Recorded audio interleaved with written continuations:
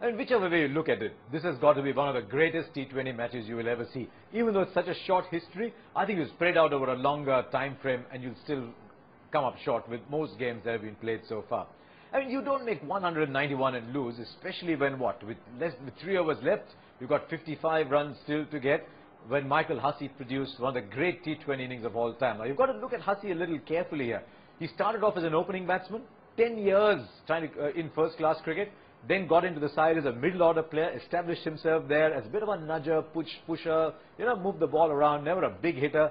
I think there was only one occasion in the first year of the IPL when we saw a really big innings from Michael Hussey. But come at the hour, come at the man. And some of you have been following this blog or following some of the stuff I've written. No, I'm a great fan of attitude. And I think we saw attitude on display here. No game is over till the last ball is bowled, and no game is ever over till Michael Hussey is out. And I thought it was just sensational cricket to watch. And Pakistan must be looking back and saying, now the alarm clock will ring.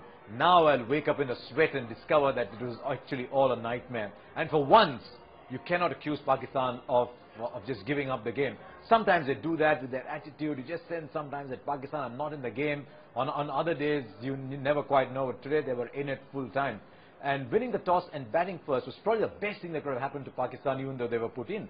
Because I just sense with teams like Australia, who had not chased in this tournament at all, except for that little run chase against West Indies, that if you make 165, 170 and the slow bowlers start to tie the Australian batsmen down, they don't like it. They don't like it when the ball stops and comes. So it was all set up for Pakistan. I kept saying in commentary all along, I said all the elements are favouring Pakistan, but there was one element that didn't, and that was Michael Hussey. And I think Pakistan had reason to be shocked. I think if I was a Pakistan supporter, I'd be shocked for a very long time. But I thought for all the blogging that I'm doing, I thought the best line on it all came on Twitter very soon after I had after he finished the game.